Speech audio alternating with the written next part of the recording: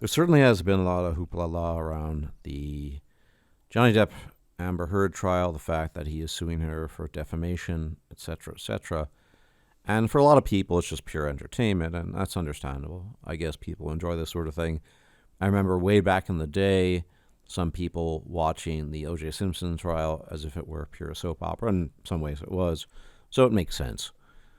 But I think a lot of people are missing the real point and the real meaning behind the Johnny Depp Amber Heard fiasco/trial, and it is one that just resounds in the crassest of ways, which is to say, under all normal circumstances, very few people, men or women, in particular women, especially women, would be on the side of the male in such a situation. Before going into that, though, the very obvious elephant in the room was a statement made by Amber Heard herself that was recorded, wherein she stated that who would believe Johnny Depp? He's the man. And that's the crux of the issue, that normally in these affairs and these matters, nobody believes the man. In fact, the de facto default response is to assume that the man is guilty and the woman is innocent, which of course flies in the face of evidence and reality. It's absurd, but it is what it is. So we have that. But the real reason is that Johnny Depp, although he's lost a lot of his looks, is still a wealthy, famous celebrity, a famous actor, a talented actor, I'd say, and a lot of people like him. And Amber Heard is fairly unique in the sense that she has made herself into a kind of person that is so thoroughly unlikable that even the public can't get behind her. Which is to say, it's taken a while. Initially, Johnny was effectively black-booked, which is one of the reasons why he is suing her for defamation. He lost work, he lost opportunities, yada, yada, yada. But Amber Heard has this unique property such that she has made herself, really, into a demon. And she is probably, by all accounts, based on the evidence, authentically a demon or a demonic woman of sorts. And so this strange conjunction of affairs and events is so rare, might as well be hen's teeth, right, that people are kind of missing the point. The more normie types out there are just assuming, well, yeah, this is normal. She's a bad person, hence she's getting what she deserves. But in most cases, the vast majority of cases, as pointed out earlier, assuming the guy is not a celebrity, assuming he is not fabulously wealthy, assuming he's not really good looking, all these things, nobody cares. And the assumption, the baseline assumption, will be that the man is guilty. And that, ultimately, is the meaning and the point behind the trial. The thing that's significant about it. Not the gossip, not the entertainment, not all the other stuff. And it is, on occasion, funny. It's a kind of funny trial. But rather the absurdity behind it. It's a bit like the conjunction of the spheres in the Witcher universe, right? This rare moment where all these dimensions and portals opened to multiple worlds and universes, and everything came pouring in.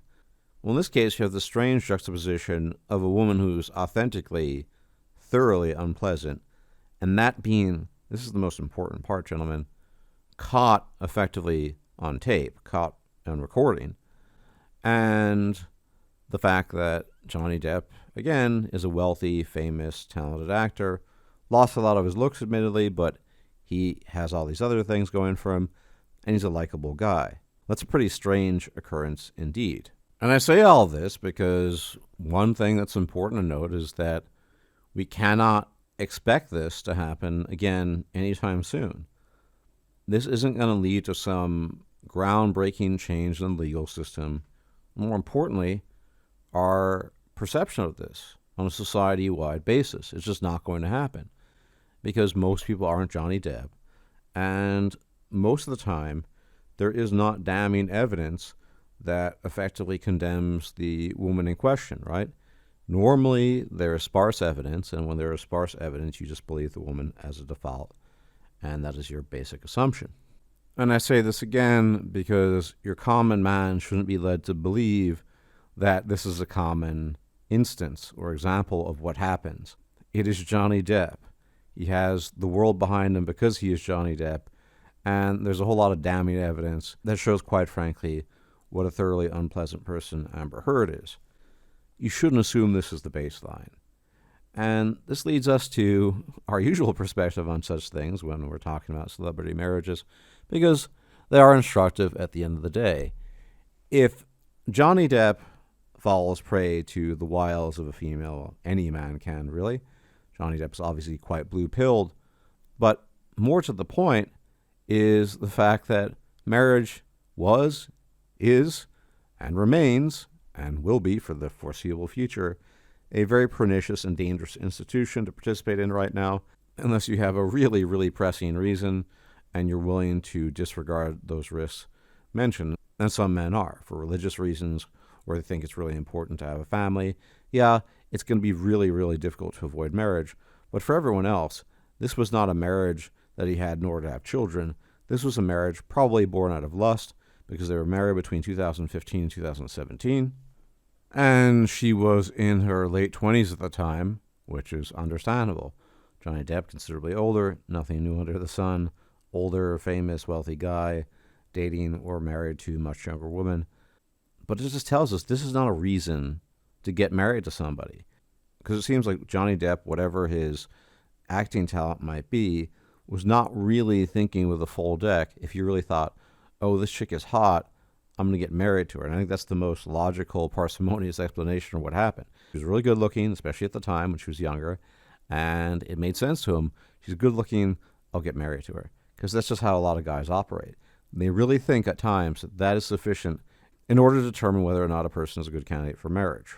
And I would argue that even if you're just a normal guy or any guy, just in terms of dating and relationships, forget marriage, that the girl being hot might be great. It might even kind of be a prerequisite for your relationship that you're entertaining.